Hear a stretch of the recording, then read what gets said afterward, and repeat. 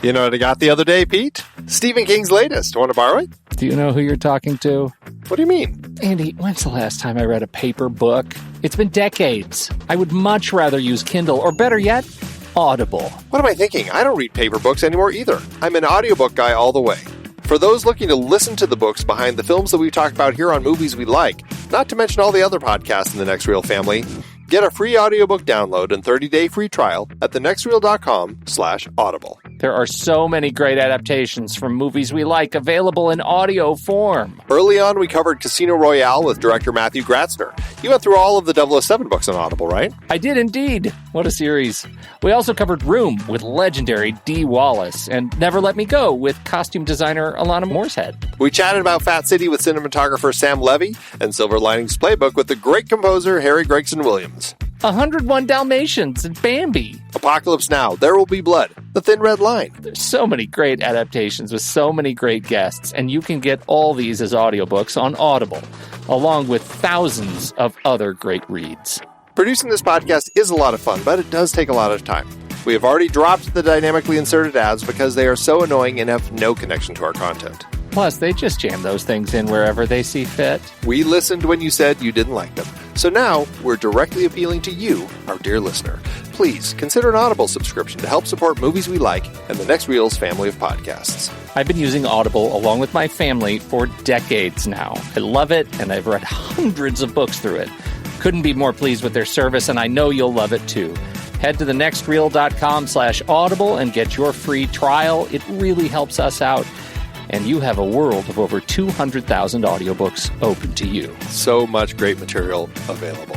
Dive in with a free trial and get your first free audiobook at thenextreel.com/audible. Start listening to amazing audiobooks of your favorite movie source material with your first free audiobook today.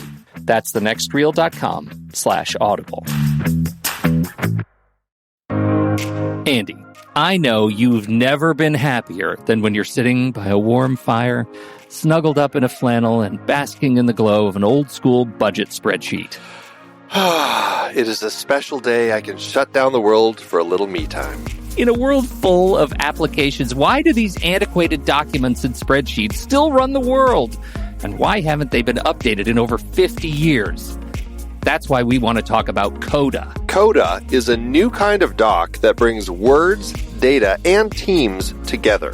It comes with a set of building blocks that anyone can combine to create a doc as powerful as an app. Coda runs our entire business here at True Story FM, from show scheduling across dozens of podcasts and scripts for thousands of episodes, to budgets and plans and wikis and more. Coda lets us see our business in a new light.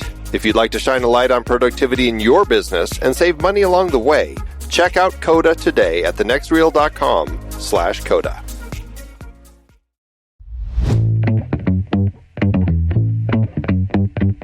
Welcome to the Next Reel's Movies We Like, part of the True Story FM Entertainment Network. I'm Andy Nelson, and that over there is Pete Wright. Yeah, I am Pete Wright, and I have a pod for sin. What? It's always been that way, Pete. Always. On today's episode, we have invited writer-producer Rachel Lewis to talk about a movie she likes, Mike Nichols' 1988 film Working Girl, written by Kevin Wade. There isn't any room at the top for local girls like us. I'm not giving up. In the land of opportunity, They're not going to give you no shot test. They're going to shoot you. where dreams are won and lost, Spray me down? Sorry? Well, I can't very well walk around my own party clinging. someone's about to get what she deserves. I know I'm asking an awful lot, Tess, but I don't know what else to do. I need you to take over. Do me a favor, be me. Be my secretary. You do, sir? Thank you, Cynthia. Hold all calls, Miss McGill? Yes, Cynthia, thank you. Can I get you anything, Mr. Trainer? Coffee, tea, me? Isn't she right? That'll be all, Cynthia. But how you look. I have a head for business and a bod for sin. Is there anything wrong with that? No. 20th Century Fox presents Harrison Ford. Last night was special. It wasn't so special. I had to carry you up 3 flights of stairs. Sigourney Weaver, This woman is my secretary. She's not. Oh, no? Ask her. Melanie Griffith, How about you? I'm flat broke and crazy about a man that I will probably never see again. Well, besides that. in a new film directed by Mike Nichols. I'm telling you, she's your man. Working Girl, You know, maybe I just don't like you. Me? Nah.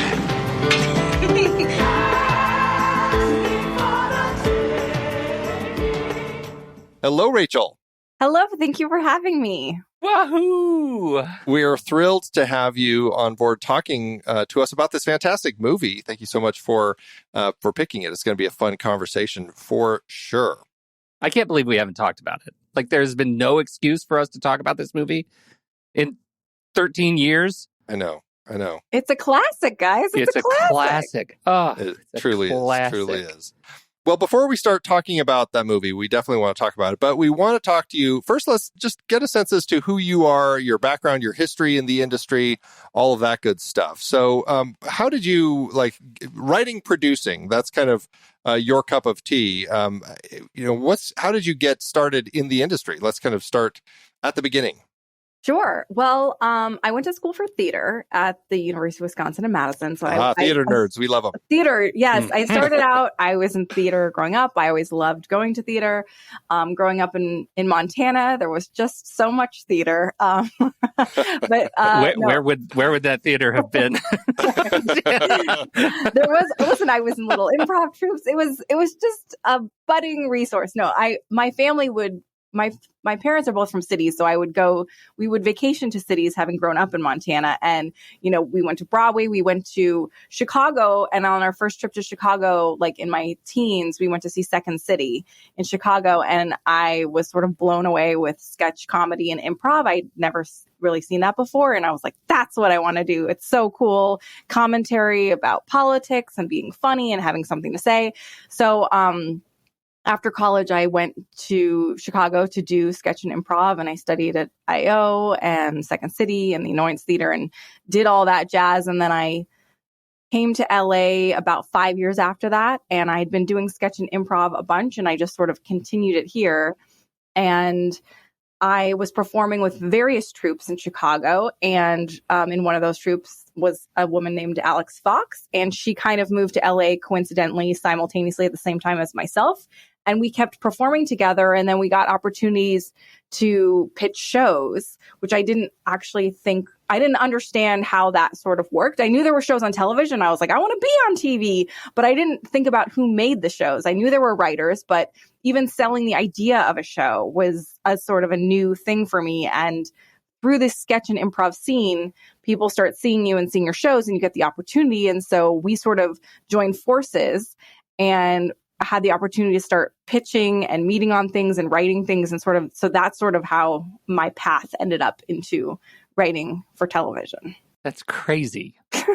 Like accidental writing. Like it's like you do all this training and then stumble into it, right? Like that's fantastic. Well, yeah, because when you're in the sketch and improv scene, you write everything that you're in. So I knew I sort of became a writer doing that. And you write characters for yourself, you write characters for other people, you write sketches. And it was sort of just a transition from writing past page 5. So we started performing, we were writing and doing sketch shows. Then we pitched a web series, and we got a web series into like a TV festival. What was the first thing you pitched officially where you said, oh my God, I just pitched something? Well, I remember a woman from Cartoon Network came to one of our improv shows, and she then had like a speed dating round for improvisers at I.O. in LA. And she was like, I'm doing 5-minute meetings with people that are interested in pitching shows. And we were like, oh, let's do that. And so that sounds fun. Yeah. So we kind of did like a meet and greet with her for 5 minutes. I don't think we pitched in that meeting, but at the time we had done a web series. Oh, wait. So maybe that was before that. Wait, I realized basically when we did our first web series, this is what we did, a web series called The John and Eddie Show, and it got into the LA Independent Television Festival. This is what it is. I'm backtracking. Gosh, it's been a while. It's all right. And I actually got a sketch artist who's actually drawing a map and behind us. Yeah, you got I'm that, lost. Brett? Okay. And it was at that festival that we started meeting and greeting people. And I was hearing about people pitching and how to pitch a show and all of these things. And we made a connection with a woman there who seemed super cool, who was at Fremantle Media, and she was producing comedy. And so we met with her, and then she was like, can you bring in 3 ideas for a show? So that's sort of more called what a soft pitch is. So we kind of came up with 3 show ideas. And I guess I'd been learning along the way. It wasn't like I just stumbled into it. I was realizing a lot of people in the sketch and improv scene were transitioning into writing and selling shows. And I love television. And so along with my partner, we sort of figured out shows that we would want to create with characters we love. And so our first pitch was with her at Fremantle Media. And we ended up selling a web series to them and doing a web series.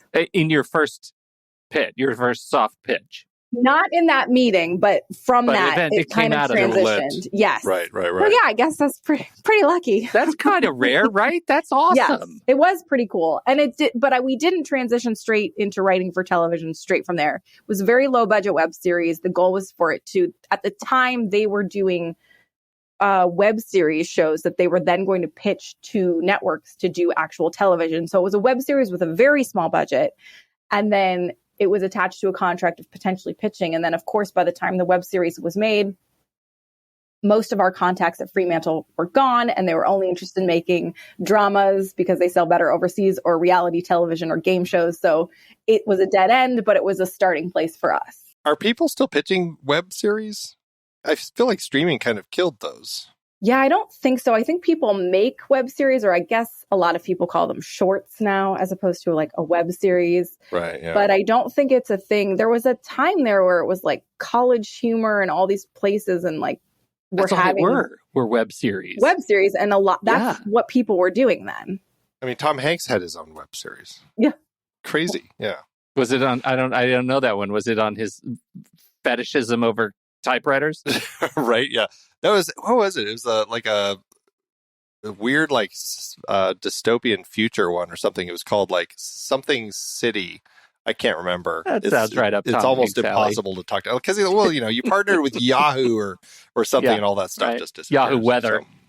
So. Anyway, that's fantastic. And do you have those 2 ideas that didn't get picked up? Oh my gosh. Left? Because we'll take them. We'll do it. We'll go ahead and spin those out. Okay, I'll go find them and I'll send them over. That's right.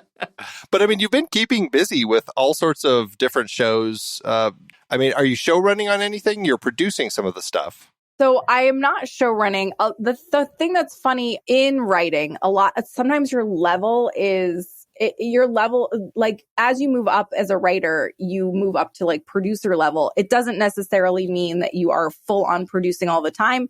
It's also associated with pay and your level and your experience. So I would say the most producing or experience that I had was, along with my writing partner, in 2019, we were on a show for Apple TV Plus called Helpsters.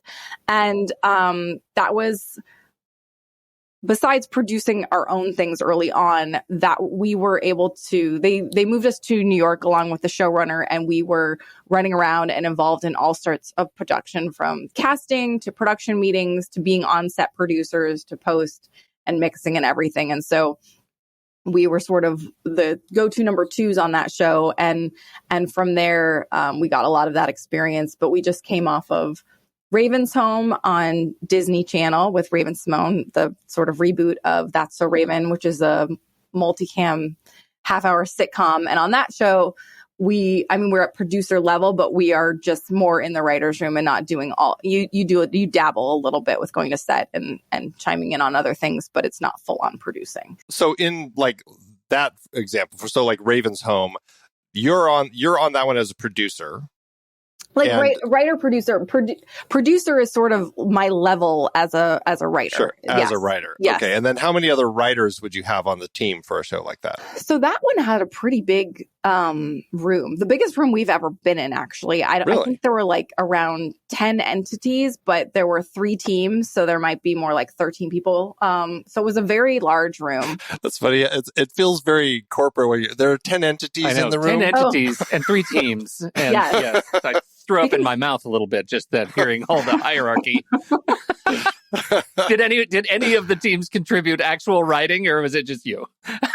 No, yes, we were basically. I'm in a writing team, so we are a team, and we are basically sold as one entity. Even though when you're in a writing team, you split a paycheck, and even though you are technically two people in a room, but then when you go off and write a script, it's the two of you. So, there's pros and cons to being in a writing team. Interesting. Mm-hmm. Interesting. So the danger of the ampersand. Yes, that's what I was just going to ask the ampersand question. Yes. Are you an A&D or an ampersand when you're a team? Is that how that works? We are an ampersand. So the ampersand is determined by entity? Is that a fair parallel? Yes. That's like I would say entity or slot. Like we could have been filled by us as a team, or we could have been filled by just another writer, producer. A single writer. Yes, exactly. Oh, interesting.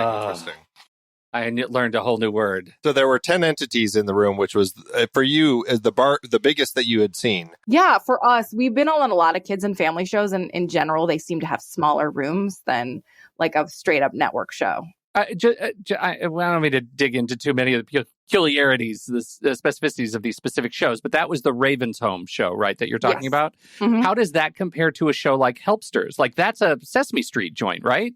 Yeah. So for Helpsters, it was an Apple TV Plus show, but produced by Sesame Workshop. And it was definitely for a younger audience, but it was still a comedy. And so we shot 11-minute episodes that we would then pair into half hours. So we did 26 half hours, so 52 11-minute episodes. So it was kind of crazy. It was a lot. The story structure is different, but then we've worked on many half hour like Bizarre on Disney and some other shows. There's another Disney show coming out called Pretty Freaking Scary. A lot of multicam sitcoms. So the Helpsters, the interesting element to that was shooting with puppets, which is time consuming, but awesome and really magical and fulfilling. And we shot that as a hybrid. We would be in the studio some days, and then we would shoot all over New York. And how many writers, how many entities were involved on that show? Like shooting so many segments. I have to imagine it's another significant writer's room. It was not very big. We started with, I think like it was maybe 5 entities. We started in LA, and then before it was greenlit, and then it was kind of a fast greenlight. And then just some of us went to New York, and we added a couple more New York writers. I still only think it was like 5. I keep saying entities. There was another team besides us. So it was like 2 teams. Gotcha. That's crazy. Really interesting. Mm-hmm. And that one was wild hours, just crazy long hours to get it done. Yeah.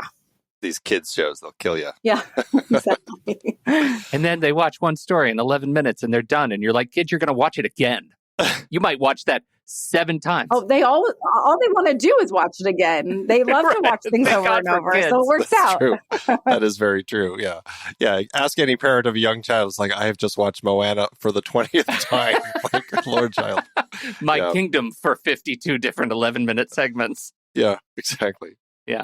Well, let's talk a little bit about the world of the Writers Guild right now and the strike. We definitely wanted to kind of have this conversation with you as somebody who's working the lines and is like very involved in the strike. I guess first, just tell us kind of like your involvement, kind of like your level of and how you're helping with the strike. And then let's just talk a little bit like really the strike. What is it all about so that the people out there who aren't working in the industry kind of have a better sense as to like what the writers are working toward? Sure. Well, I am both a WGA captain and a lot coordinator at Amazon Studios in Culver City. So I became a WGA captain during our agency campaign in 2017, which I don't know if you're aware of. We had a conflict with our agents, and we had, we kind of renewed our contract with them, and we ultimately won a better contract with them. We had to fire them, and then we were slowly rehiring them. So that's sort of how I became involved as a captain. What is it? What is the function of a captain for those who don't know? So like I was on a show, Bizarre at Disney, and you would have a captain in your room. It used to be where you would just have a captain for every show, and people would be on shows for so long they would just get captain from their writer's room.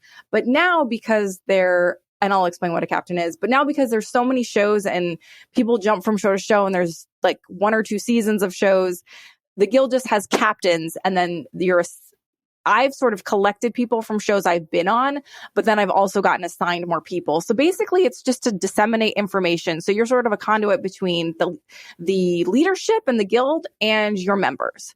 So I go to captains meetings and get important information that I disseminate to my team. And then if they have any questions or feedback, I can try and get that back to the guild and so forth, so that we're all in the know about what's happening. And I think this captain system is really great, and it's keeps our guild informed. And that's why I think we're so united and motivated. So, in between different contracts, as we were gearing up for the 2020 contract negotiation with the AMPTP, which is the studios, which is the contract negotiation that we're in now, which is up every 3 years. So basically, we as writers have to enter in a new agreement with studios like Fox, NBC, Universal, Warner Brothers, Amazon, Apple, people who agree to a guild contract if they want WGA writers. And every 3 years, that is up, and we ask for more terms and demands, or we agree on something so that we can all work together. And we were gearing up for that in 2020, but then a little thing called COVID hit. So we stopped working anyway, and we just had to hold on to the gains that we could, which meant that now there's quite a bit that basically is going on. So much has changed in our industry from the beginning of streaming, which is sort of what happened in the last strike, which is before I got to LA in the 2007-2008 strike. And the big takeaway from that strike was jurisdiction over the internet, this new little thing called streaming, which at the time they were calling new media. Like, nobody thought it was going to make a splash. Who knows what's going to do? It's just going to be this sort of like indie thing and whatever. So they kind of negotiated different rates because they were this new thing. But we were able to gain jurisdiction over the internet, meaning that now if you are in a streaming service and you have to use guild writers. But as things have progressed and we've seen, these are becoming mammoth companies and corporations that are making billions of dollars, and they're basically taking over. It's like 50% of the programming. I mean, I've worked on things at HBO Max, at Apple, Disney Channel that then goes to Disney Plus. It's basically in every writer's sphere, unless you're on like Law and Order SVU, basically on NBC, which is a more classic broadcast model. So in terms of what we're asking for and striking for, is things have just changed where all of a sudden we writers, our wages are going down about 23%, and these corporations are making billions and billions of dollars every year. And they're recording and reporting these massive earnings and projections to their stockholders, but then also crying poor to all of us. So basically, we're on the picket lines. We're striking for fair and equitable wages. We went to them with our quote unquote pattern of demands. And there was a period of negotiation with our top board members and leaders. And ultimately, they didn't respond to a lot of our proposals. And we're the people who are contributing to the profitability of their companies. And some CEOs are making millions and millions of dollars. David Zaslav, who just spoke at Boston University, who was booed by their students, he's made something around $246 million in the last year. And the total that the Guild is asking for is around, I think it's like around $400 million for a year total for around 12,000 people. So just put that into perspective. Yeah, it's absurd. It's absurd. It is. Can you explain how the residual system works in streaming as in contrast to traditional terrestrial media? Yeah. I mean, I wish I could in detail. I'm a little unclear. I was never, I'm on the picket lines with people who like wrote on Frasier for 6 years, and they have so much more money. Basically, back in the day, if you were on a show like Friends or Frasier, you are on the show and then they run for so many years and then they rerun them and then they're syndicated and you get money every single time. And I'm not sure how it's been figured out, but the streaming companies keep all of their data secret. So they then can not say to us how many people are seeing it or where it's being viewed. For example, the Apple show I wrote on is airing in 100 countries in 40 languages. And I'm not really receiving any money off of that, even though I worked on that show for a year of my life and contributed so many ideas, and they will continue to make money off of it for years and years and years in their library. I'm on a Disney Channel show now that when it airs on Disney Channel, I still get a decent amount of residuals. But then when it moves to Disney Plus, it completely drops off. And it's just a different structure. And it's one of the things that we're trying to fix and just, again, make fair to the people who are creating the content. We just want a small piece of the pie. Are they trying to get these streaming services to actually open up that information? Is that part of the contract? I don't know if it's specifically in the contract. I was not on the negotiating committee, so I'm not as aware, but I know that is one of the things that they have been asking for that I don't think will ever give up. And so because they don't seem to ever want to give it up, we have to create a different structure, because that is their data is their most, prized possession. And then there's other things like, I didn't even know that this strike was going to be about AI. It was not on my radar at all. I don't think it was on the negotiating committee's radar. It's just one point of our deal of just hey, this is sort of how we think we should deal with AI. And because of their response or lack of response, where they wouldn't even talk about it, it's kind of a tell, this is something that they want to be using. This needs to be pushed. It really kind of came out of nowhere just in the last couple of months. Suddenly, everybody's talking about AI. So it's probably a good time to get that sorted out as well. Yeah. Because what's happening a lot of the time right now in shows is you have these 8-episode shows when you used to have 22 episodes. A season of Friends would be 22 episodes. And then you have these cool hip streaming shows that I love, let's say Succession or Hacks, and they're 8 to 10 episodes. And so they're just all these smaller orders. And what they're trying to do is just have a showrunner and then just a few people under them. And the showrunner then is completely overworked. They have these things called mini rooms where they basically try and get you to break the entire season in a few weeks. And then they dismiss all the writers to do freelance. So kind of trying to turn us into gig economy workers, day players. And in the future, they're thinking maybe these studios, they've talked about it, where they use AI to generate a bunch of ideas and then make an experienced showrunner go and fix it.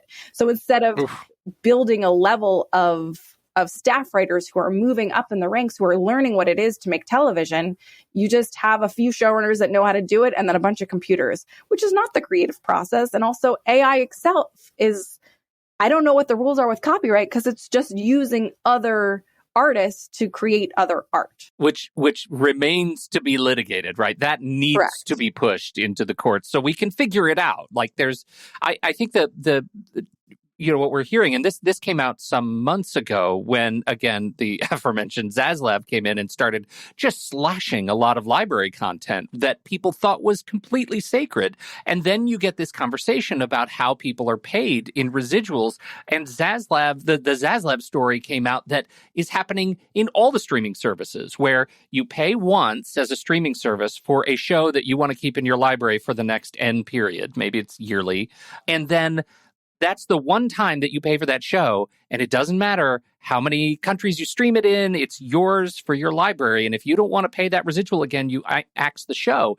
This has sort of unveiled so many pain points for creators, writers, showrunners who spent a lot of their time and blood and sweat on these shows, and they cannot be found anymore. These shows are suddenly gone. There was never a DVD, never a Blu-ray deal, and now the shows don't exist in streaming. And so that feels like another issue. If the shows are created, what happens to them, and how do writers continue to get paid, for library content? Yeah, and also for their credits, if people just starting out, and a lot of these shows on HBO Max that are now gone, those were their first credits, and not just writers, but set designers, costume people. It's their calling card for their next job, but there's no way to see them. And the reason they're cutting them is because they want to report losses so that then they can have more growth. I mean, I don't know if I'm explaining exactly, but if they have losses, then they have larger growth that they can then report back to their stockholders. And they want their most profitable, shows to constantly be in that top tier rotation. Yeah, it's extraordinary. It's extraordinary. It's very frustrating. So, yeah. Well, we certainly applaud you for being out there and support you, and are thrilled to have a chance to chat with you about it a little bit here on the show. Thank you. Sorry if I was long-winded. These are complicated issues, but I think that the main takeaway for the writers is that we just want to be paid fair and equitably for our work, and that we just want to be respected as creatives. And we have been at the table. And now our response is we had no choice but to strike. We did not want to, but we are walking the line because we know what we deserve. Well, we see just in terms of our audience, like, we are people who are fans of these creative projects, and we need to understand these issues. Like, we as fans need to understand these issues. And so that's, huge thanks for taking a few minutes to explain it. You got it. Should we talk about a movie, though? Oh, yes. Yes, let's shift our conversation to Working Girl, Mike Nichols' film from 1988.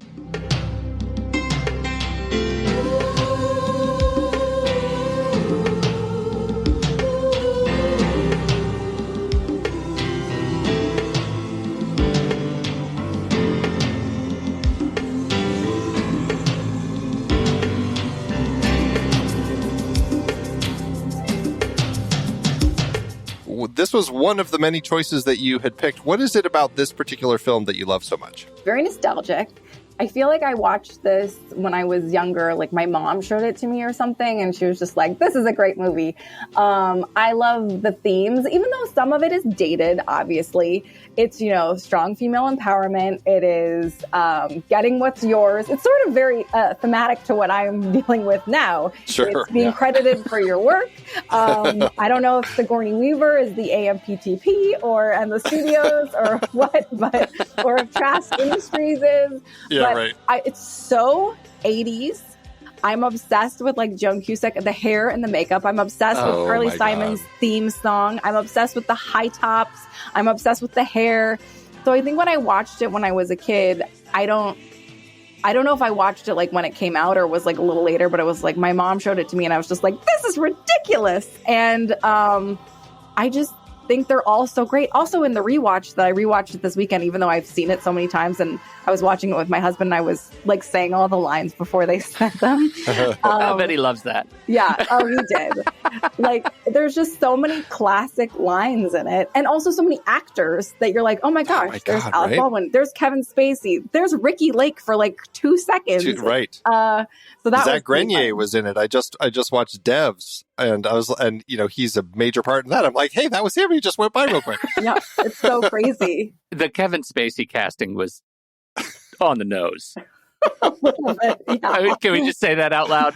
On the nose. That was amazing flashback. It was very funny. The other thing, you guys, this movie, I have not seen it so many times. I saw it when it came out and probably saw it a couple of times. I found I probably owned it. I think it was on my shelf in college, but I didn't put it on all that much. And this is a much better movie than I remembered it to be. I was kind of a fan, but I always thought, if I watch it again, am I going to be annoyed by Melanie Griffith?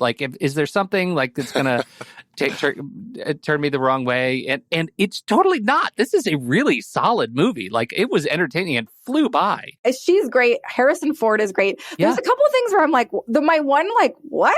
Is when she's vacuuming to clean up to get ready for Sigourney Weaver to come back. She's topless. And I was just like, what is that? And that was completely unnecessary. So that was sort of a flag. But it does have themes of, sexism in the workplace, also classism. And so I love a story with the underdog. You want the underdog to win, and she does. And the showdown, right? The showdown at the end is really satisfying. It's enormously satisfying. Well, because the showdown at the end isn't just a typical showdown. They very well could have had a showdown in that conference room when Sigourney Weaver walks in. But Melanie, her character, she recognizes that she's been called out and she leaves. And then we have that fantastic showdown that kind of takes place later in the other elevators. And it played so well. You brought up Melanie Griffith, Pete, and just the fact that her performance, it was such a surprise for me as well, watching her in this role where she really owned the part. And in that scene, in that elevator, when she's talking to Philip Bosco, and she's explaining, this is how I put all these pieces together to come up with this idea. And it's so logical, and it makes sense to us, it makes sense to him.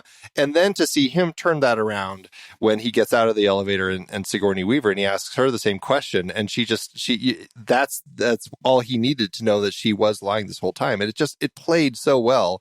And Melanie Griffith, I know she was dealing with her own issues at the time of the production with her cocaine habits and stuff, but I wouldn't know watching the movie. Like, she plays so perfectly for this character, and that scene right there just totally sold me on her. Yeah, and they use the best insult ever, which is bony ass. I was like, oh yeah, at the end she calls, get your bony ass, and he's like, how did you put it? You're a bony ass. I was like, ooh, that must have been such a hit.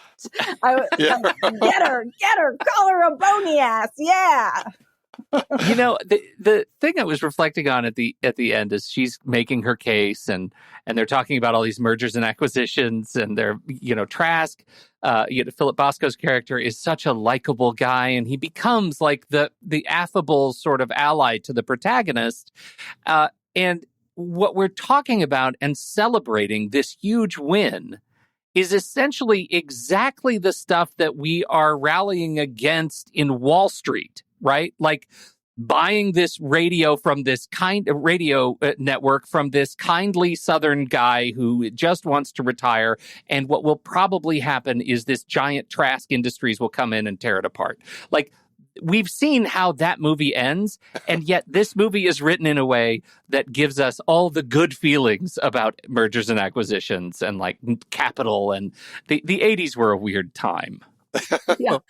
Yes, because the merger of Warner Brothers Discovery and HBO, like, that tore a lot of things apart. And just like you were saying, it took a bunch of things off of the network. So you're right. I realized we're cheering for a bad thing. We're cheering for a bad thing, and it feels so good. But I was cheering for Melanie Griffith. So yes, but it was her idea. She is the architect of destruction in this movie. This is a year after Wall Street. Like, this is in everybody's minds. It's all about, like, that's how everybody was thinking. It was, greed is good. It's all good. Greed is good. That's right. That's right. Talking about the things that fit in the era and things that definitely feel, or like, it's like makes it feel a little dated and stuff. There was also her relationship that she had with Alec Baldwin as her boyfriend. And, she catches him sleeping with somebody else from the neighborhood. And that was an element that also, I'm like, this feels a little dated too. Like, even her best friend, Joan Cusack, is just like, he's just so sad. Can you just talk to him and stuff? And I'm like, oh, come on. I know, it's like ridiculous. Like, why would everyone sort of just like, just get back with him? It'll be fine. Again, yes. It's like, no, you would be done with him. But that's the other side of, like, she should just get married. She should just be content with her life, and she shouldn't want more. She shouldn't want to be going to night school. She shouldn't want to be learning. She shouldn't want to be growing. So I do think it was like a certain wave of feminism. I think obviously there is a more what is the word I'm looking for? There's a better evolved feminism, but that was feminism at that time, I feel like. Yeah, and to your point, that exactly does what in that era, what we wanted to see, like this empowered woman who is a secretary. And I think that it's really more about people who are in these roles. And she's incredibly smart. She has these ideas. She can do all of this stuff that Sigourney Weaver's character could do, but she's coming at it from the position of a secretary, and no one is going to take her seriously. And that's really kind of like part of the frustration with characters who are in stories like this, is just like, I can get there, but no one will ever see me as that because I am pigeonholed in this particular role. And I think there's a very valid point there. I mean, who was just telling me about this story about, was it like Joshua Bell had, he's a, famous violinist, and he had gone down to the subway stations in New York and was just playing his violin down there. And it was like, I don't know, some $1 million violin or something. And he was just playing down there, and, people were walking by and giving him, tips here and there and stuff. And he made, I don't know, like, $100 or something. And then, like, the very next day, he was performing on some big hall, and, where tickets were hundreds of dollars. And it was just to kind of prove a point that you can have those brilliant people, but no one is going to look at that person in the subway as that person who you're going to pay hundreds of dollars to go watch. And it's just, there's this interesting classist system where people just can't get out of that. And to see how Tess figures out how to kind of work that system so that she can get out of it, I think that's what makes this film stand out. That's the context is everything bit. And I think the film, there are a couple of beats in the film that I think really celebrate it for me. And they're all related to Tess accidentally or mistakenly interpreting the social situation as she's the secretary. And, that beat where she stands up, he says, coffee? And she says, sure, and stands up and then turns immediately around and sits down again. Yes. Is fantastic. And the hero moment at the end when she gets to have the conversation with her new assistant and they establish their boundaries and she sits down at the assistant's desk and has to be told she has an office is glorious. It is one of my central memories of this movie, and it is so perfectly written. I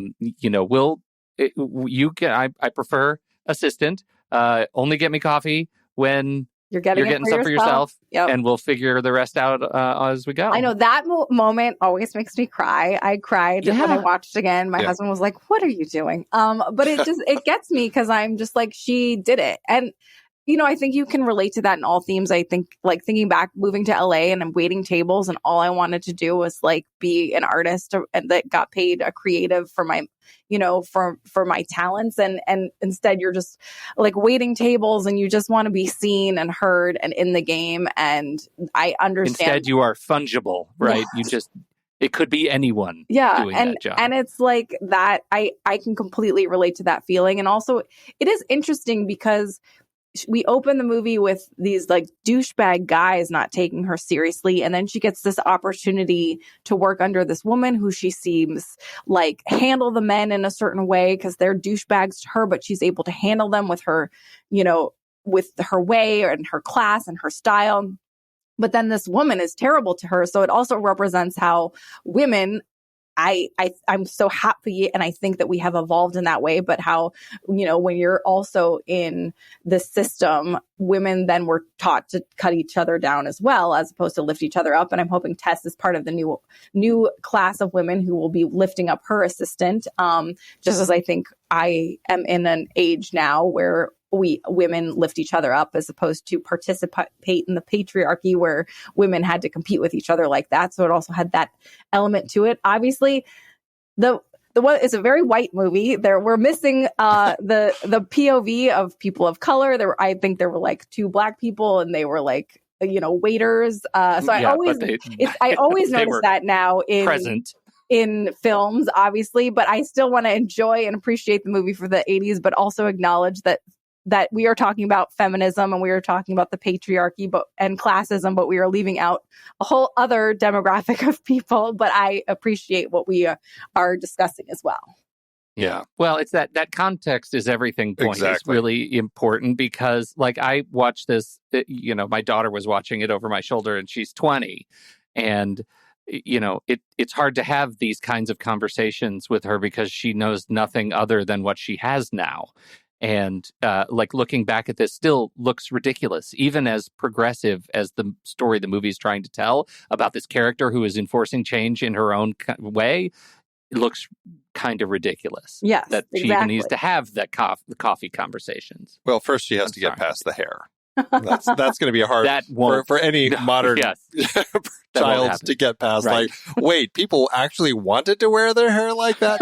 I'm not going to some sort of an event. It's so and the eye makeup, but again, that's why I think I liked it so much when I was younger because I would just be playing with my makeup. I'd be playing with hairspray, and also, I mean, we haven't even talked. I think Harrison Ford in this movie is just so funny and likable, and I love the scene where he changes his shirt in front of all the women, and then they all like scream and clap. It's just so hilarious and delightful, and.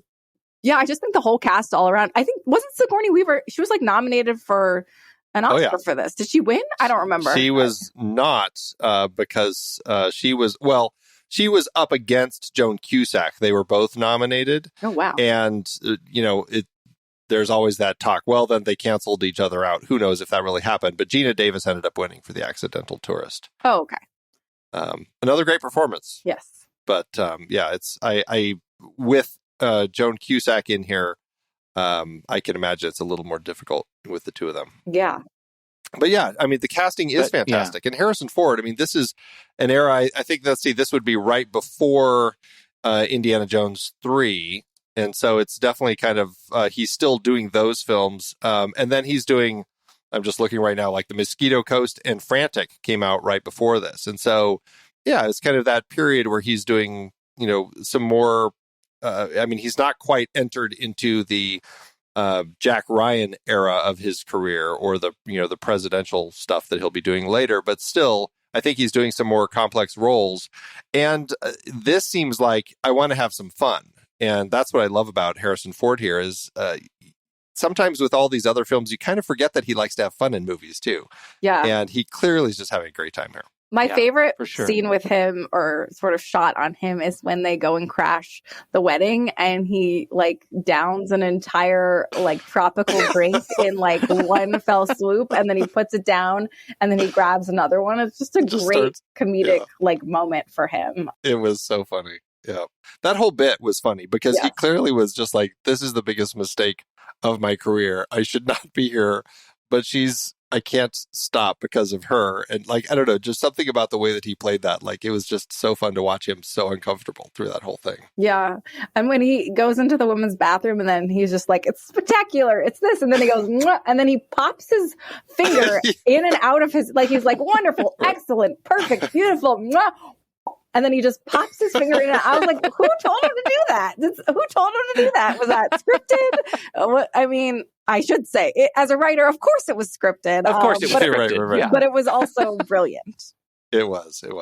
Do you know much about the writer of this? It was Kevin Wade had written it. I guess it was his first script that he had produced. And I know he's super busy now with, what's the show that he's been doing? Blue Bloods. Oh. Yeah, he's the showrunner on Blue Bloods now. But yeah, I looking through his career, it's not a lot of films, but I don't know. The films that he did, well, this one, his top four are interesting. It's definitely an interesting set. I mean, you know, starting with this and then True Colors, Mr. Baseball Jr., Meet Joe Black, Made in Manhattan. And then he did 7 episodes of Kashmir Mafia and now Blue Bloods since 2011. So interesting. What an interest. I love Made in Manhattan. I love a J-Lo rom-com. With Ralph Fiennes too. I mean, yeah. Yeah. It's an interesting career, but this one, I thought it was interesting. Like he said he got the idea walking around New York and seeing all these women dressed in their business outfits, but wearing sneakers and then carrying their high heels, and just that visual. And that's what I love about the work of writers. Like it can be just a little visual like that like triggers an entire idea. Yeah. I mean, and you sort of get that. And I love Mike Nichols, obviously, and I'm sure he had a lot to do with the film. I have not read his book but we were talking about Working Girl in the writer's room, and someone in my writer's room was saying how the end was actually supposed to be a downer. I did not read it this way, but when they do the shot where she's in the office and then you pull out and you see everybody in their offices, it's supposed to just show, well, like, did she win? Because now she's just in the cog. She's in the machine of the mouse going to the office in the corporate thing. And she's just in this machine. That there was something supposed to be more of a downer about it, even though it's hard to be a downer when Carly Simon is playing. She's like, Simon's going bananas. But like, there's some, he was saying that in his book, he was saying something. I have not read it, but it was interesting because we were just talking about this movie in the writer's room, and like, it was supposed to be a different message potentially at the end than I think I took away from it. I can see that, but at the same time, like, I just felt like there was so much positive energy at the end that I just couldn't see them wanting to actually show that because of that positive vibe that they had. But I mean, put some different music there or something else, like it could suddenly go, oh wow, she's just nothing but a little cog in the machine. But again, you put different music there, you have Wall Street. Like, that's why the tone of the rest of this movie doesn't lead to a downer of an ending. I'm with you. I can totally see it if you pull it back and it's suddenly like Pink Floyd Money or something, you know, and then it's a different movie. But I also don't want to sort of artificially judge the character for achieving what she wanted. Right. Like, this was her goal. So how can I not celebrate that as a success for her? I agree. I think of it as a success. And that song, I mean, the song, they play it so much in the movie. So and much. It's so perfect. And I don't know. I love it. I think it's a pretty great movie. And it's always on my list.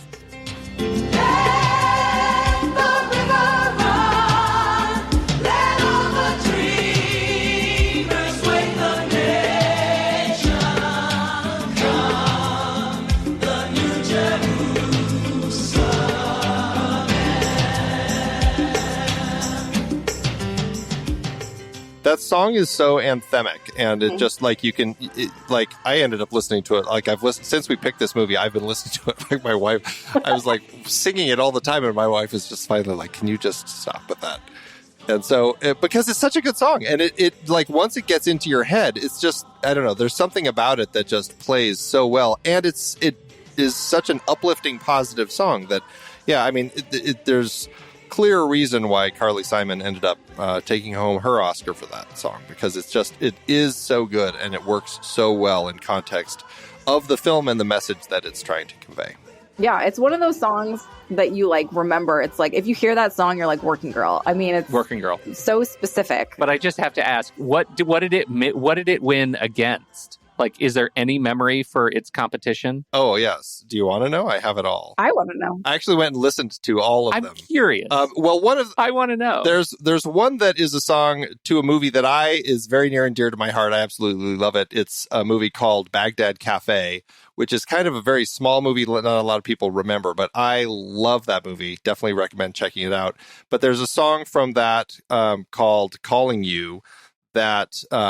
I don't know. It's one that I also love the song, but it's one of those ones that I don't know if a lot of people are familiar with. The other one that probably people are more familiar with is from Buster, and it's the song Two Hearts by Phil Collins. So those were the three. It was just three songs that year. Oh, well, I can see Carly winning, but Two Hearts, Phil Collins seems it's a very catchy, poppy song.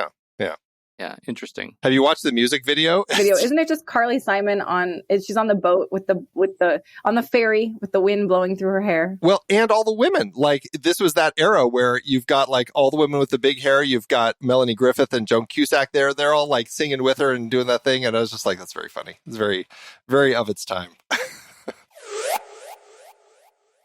Andy, there are different iterations of this movie. It's been made, rebooted, repackaged. Is there more I have to watch? As soon as this movie was such a huge success, like I think it was almost like the following year, they ended up making a TV show that came out in 1990. So I guess a couple years later. But yeah, Sandra Bullock played Tess McGill. And that one... Oh, I can see that, actually. Oh, yeah, totally. It only lasted 12 episodes, so it didn't quite have the success that the film did. Then... on Broadway, they ended up making a musical or starting a musical as of 2017. Cyndi Lauper was actually going to do all the music. Something in the process of Disney purchasing Fox put the kibosh on the whole thing, and it seems to have kind of fizzled. I don't know if it's something that is still in consideration or if it's totally died. Last but not least, over in Hulu, they have been trying to do a reboot over there with Selena Gomez producing it. And so I don't know if it's still happening, but theoretically, we may see a revisioning of this story at some point. How old is Selena Gomez? Could she play it? I don't think she would play it, right? I don't know. I mean, she's 30, so I don't know why she couldn't. She's 30. Yeah, she could. You could. For some reason, feel like I've been watching Selena Gomez for so long with my kids that, that'd be interesting. I could totally see her working that. Well, Anyhow, we've already talked a little bit about some of the awards, but did it clean up anywhere else? It did well for itself. 9 wins, 17 other nominations. We were talking about the Oscars with Rachel.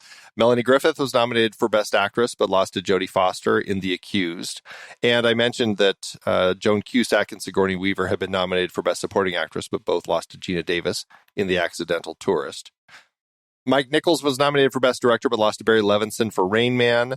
As we said, Carly Simon's song Let the River Run did win the original song Oscar. Last but not least, it was nominated for Best Picture, but lost to Rain Man. Over at the Golden Globes, Mike Nichols lost Best Director to Clint Eastwood for Bird. The movie won Best Motion Picture Comedy or Musical. The song actually tied in the Golden Globes with the song Two Hearts from Buster. And Melanie Griffith won Best Performance by an Actress in a Comedy or Musical, and Sigourney Weaver won Best Performance by an Actress in a Supporting Role. Kevin Wade did get nominated for Best Screenplay here, but lost to Naomi Foner for Running on Empty, and he was nominated at the WGA Awards, but lost to Ron Shelton for Bull Durham. Oh, Bull Durham. Man, there were... God. Good era. Lots of good films. What an era, yeah, right? Well, how'd it do in the box office? Nichols had a great budget. It's $28 million to make this movie, or almost $72 million in today's dollars, which, I don't know, seems high for the type of film. Seems high. Yeah. I don't know if it's the big names. I'm not really sure. The movie had a holiday release, December 23rd, 1988, opposite the release of Hellbound, Hellraiser 2, and the limited releases of Beaches, Dangerous Liaisons, The Accidental Tourist, and Talk Radio. Oof. This opened in fourth place behind Twins, Rain Man, and The Naked Gun. It was never able to get higher than fourth place, but it did stay in the top 10 for 10 weeks, going on to earn $63.8 million domestically and $39.2 million internationally for a total gross of $264.6 million in today's dollars. That lands the film with an adjusted profit per finished minute of $1.7 million. Certainly a success for everybody involved. I love a strong female film. Granted, it's not written by a woman, which I'm a pro. I'm not mad at it, but eventually now these stories also get to be told, written, and directed by women, but I'm still enjoying. Absolutely. And if we had a strong woman writing this and directing this, I guarantee we would not have a shot of Melanie Griffith in her panties doing vacuuming her. Exactly. No, we would not. Because I was like, really? Well, yeah. I was like, oh, this is a tell that a man wrote and directed this. But again, yes. It's a weird, like the other scene where she's putting on her like birthday present or Christmas present, whatever it was. And Alec Baldwin's just laying in bed doing nothing. And she's like doing buckles and straps and stuff on all her underwear. And she calls him out, right? She calls him out and says, it'd be be nice if I could get a present that I could wear outside. I thought that scene had a good payoff because of that line. Like, I don't like these kinky, sexy outfits are a real pain in my ass. Yeah. Just buy me, doesn't he say just buy me a sweater? You can buy me a sweater. Or sweater. Scarf. Yeah. I feel like it would have been maybe a better payoff if she hadn't like had to try it on in the film, right? Like that's the next level of payoff thanks for this and maybe buy me a sweater and not actually try it on. I don't know. It's dated. It is what it is. But it's still a great movie. Well, Rachel, thank you so much for bringing this movie to us to talk about on the show. We really appreciate it. It's a fantastic pick. You're so welcome. I'm glad you guys enjoyed it on the rewatch. And also thank you for having me and let me talk about the strike and the strike issues. Well, we certainly appreciate that. And we know that those who are listening to the show will appreciate the information as well. And good luck out there. We're all supporting you. And I guess that's it for this episode, everybody. We will be back with another guest down the road. But for now, thank you so much for joining us today. For everyone else out there, we hope you like the show and certainly hope that you like the movie like we do here on Movies We Like. The Next Reel presents Movies We Like as a part of the True Story FM Entertainment Podcast Network. The music is Chunk Clap by Out of Flux. Find the show at truestory.fm and follow us on Facebook, Twitter, Instagram, and Letterboxd at The Next Reel. If your podcast app allows rating and reviews, we always appreciate that if you drop one in there for us. See you next time.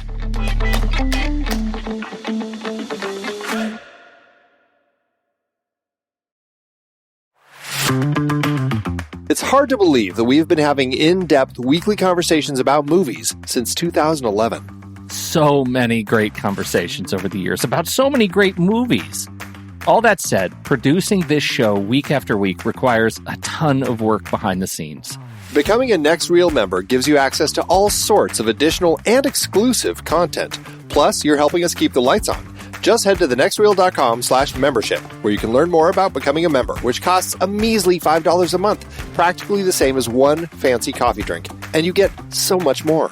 Every month, we record a bonus episode exclusively for members. Those episodes cover movies from whatever series we're covering at the moment or add to previous series. Some movies we've covered that only members get to hear us discuss include The Blues Brothers, The Russia House, Naked Lunch, Independence Day, The Hot Rock, and Relic, the better one. Plus, members get to vote on what we're going to discuss for those episodes. We also record additional pre- and post-show content in regular episodes that only members get to hear. Like conversations about similarly themed movies. And answering listener questions from our live member chat. Speaking of our live member chat, we record almost all of our episodes in Discord, where members can chat right along with us live. Members get access to other members-only channels in our Discord community as well. On top of all that, members get all episodes a full week earlier than everyone else in a private Next Reel feed just for them that includes all the shows in the Next Reel family. The Next Reel, the Film Board, movies we like, Sitting in the Dark, and more new projects on the way. To top it all off, members don't have to listen to ads. We've already eliminated those annoying, dynamically inserted ads that, let's face it, we all hated. We are listening to you. We love podcasting for a living, and those ads help to pay the bills. Now, we're counting on you, dear listener. We promise we aren't going back to those terrible, dynamically inserted ads that don't relate to us at all. All we ask is that you consider supporting the Next Reel family of podcasts with a membership. Again, it's $5 per month or $55 per year. Just head to thenextreel.com/membership. thenextreel.com/membership. Get your access to early, ad-free episodes with bonus content, member bonus episodes, and access to member channels and live streams in Discord by signing up today.